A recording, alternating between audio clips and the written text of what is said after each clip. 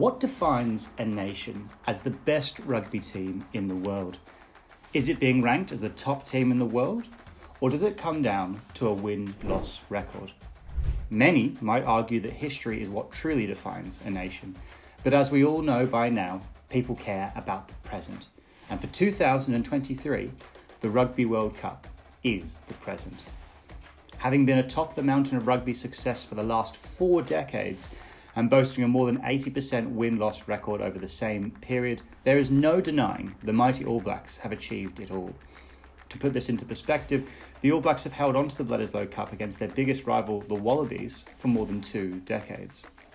But after a shocking defeat in the 2019 Rugby World Cup semi-finals, a downward spiral has led New Zealand rugby to become a shell of its former self.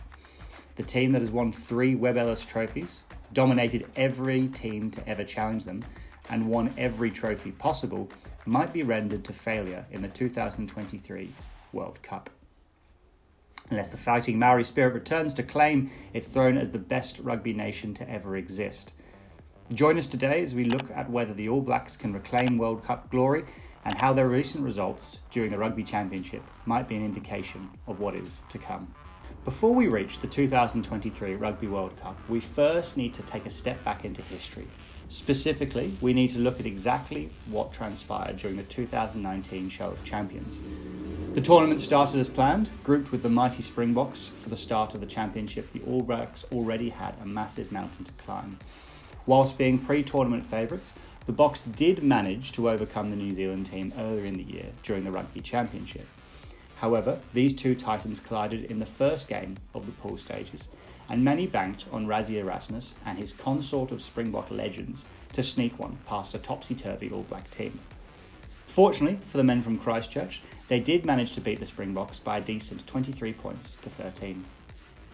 The rest of the pool matches proved no real challenge for the All Blacks, and they soared past the likes of Canada, Namibia and Italy without much bother. It also allowed coach Steve Hansen the opportunity to try some new faces in preparation for the brutal playoff that would follow. Following the pool stages, New Zealand drew a shaky Irish team who once again underperformed at the World Cup. After a shocking defeat to Japan during the pool stages, many believed the All Blacks would get past the Irish. And this proved to be the case, and it didn't take too much from New Zealand to run out 46-14 victors over a battered Ireland. Being undefeated and hopeful, it was Eddie Jones and his mighty English troops that would come to face with the All Blacks in the semi-finals. Perhaps New Zealand is back on form and they could actually make it to the finals for a 3rd straight time. As we know from the history of Eddie Jones, he's a master tactician, having led Japan to their first ever defeat over the Springboks during the 2015 Rugby World Cup. So it wasn't a team to be taken lightly. And by adjusting his game and taking on the All Blacks with brute force, England decimated New Zealand by 19 points to 7 to reach the final. And the rest, they say, is history.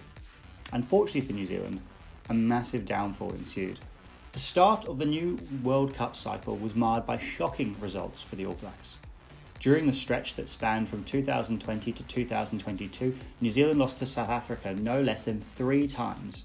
Another 3 losses to Ireland can be counted, and 2 losses to arch rivals Australia.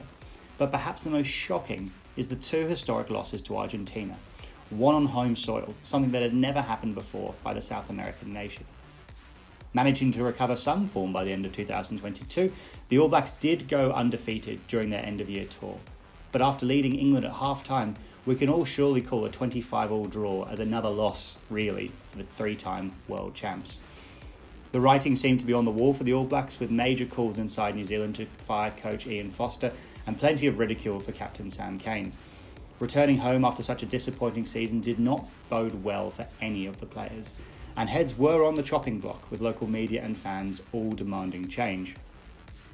Fortunately for the All Blacks, the season was done and fans had to wait another 8 months before they would see their team back in action during the 2023 Rugby Championship. A championship that in all likelihood, many experts had already assigned the Springboks to win. And who could blame them? The Boks looked on fire, with local rugby team the Stormers almost clinching successive United Rugby Championship victories, and the old Super Rugby competition rendered down to something many had forgotten about. But one thing any rugby lover would tell you is that you never write off the All Blacks. Remember their comeback against South Africa in 2018, where they scored 4 tries in 10 minutes to seal the Rugby Championship. To best understand what has changed in New Zealand rugby, we need to stop for a second and look at the Super Rugby competition. It might have been stripped down to a shadow of its former self, with the South African teams withdrawing, but it is still the testing ground for local players to make their mark.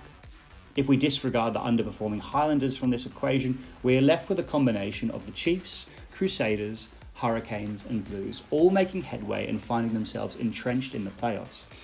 A couple of defeats knocked out the Blues and Hurricanes, but the Chiefs and Crusaders would go on to play an all-New Zealand final. From the depths of despair, the Crusaders would come out as the winner, clinching their 6th consecutive Super Rugby title. This would set the precedent for what would become an All Black side ready to take on the world. Next to follow was the Rugby Championship. Slightly watered down for time purposes, it was to feature only one game against each nation vying for victory. The All Blacks started this journey by travelling to Mendoza, Argentina, the same stadium that had seen many giants fall to the relentless Argentine onslaught. It would not take long to see that the All Blacks are a changed team, scoring 30 unanswered points and eventually running out 41-12 winners.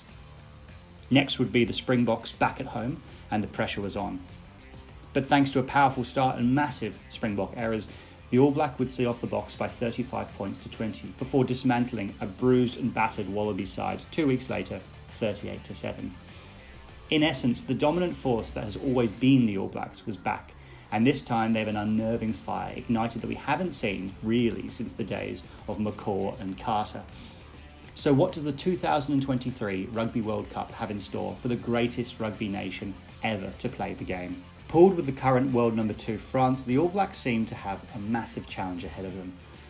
To put this into perspective, Le Bleu went undefeated in 2022, also fielding 2021 World Rugby Player of the Year Antoine Dupont, and only losing a single game against Ireland during the 2023 Six Nations Championship.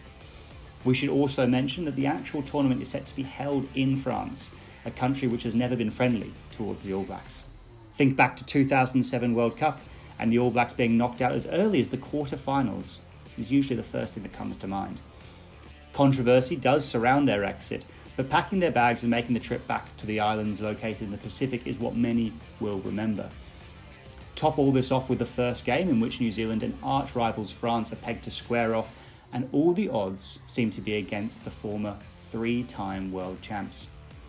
Should the unthinkable happen and the All Blacks manage to slip past the host nations, things won't get any easier. Aside from a few pool games against Uruguay, Namibia and Italy, the playoffs might be the toughest path the All Blacks have ever had to deal with. If we look at Pool B, we notice 3 major teams in South Africa, Ireland and Scotland, locked together in the pool of death. Based on recent history, it should be Ireland topping the pool, setting up a quarter-final match potentially between the old foes of the Springboks and the All Blacks.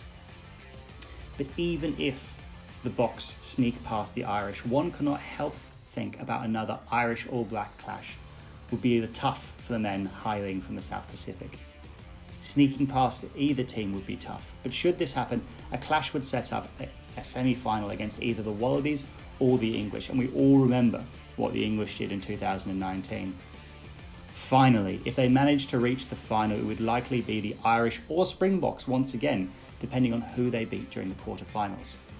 Whilst this might seem a ton to process, the fact remains New Zealand has no easy path going into the World Cup, potentially the hardest path they've ever had. Current odds might have them as favourite, but with a team that lacks the depth of their squads previously, or like teams like South Africa or France, injuries would be crucial for their success. A clean bill of health is vital. But with all the hypothetical scenarios now on the table, what are the actual chances of New Zealand winning the 2023 Rugby World Cup? Whilst Ian Foster might not have the ideal record, and Sam Cane is susceptible to injuries, no one truly knows what this All Black squad is really capable of. But if the start of the 2023 season is anything to go by, we can be sure that the 3-time champs would no doubt come out all guns blazing and firing on all cylinders. They certainly have a point to prove to the world. Many players like Sam Whitelock, Brodie Retallick, Artie Sevilla and Aaron Smith are also reaching the twilight of their careers, much like the 2015 season saw a similar period of regeneration post the tournament. And so we're sure to see a plethora of retirements to follow once the final whistle is blown in the iconic Stade de France in Saint-Denis. But would you be brave enough to truly bet against the All Blacks? Let us know in the comments who you think will beat the most successful rugby nation in history and celebrate by hoisting the Webb Ellis Trophy when the curtain falls on the most anticipated Rugby World Cup in modern history.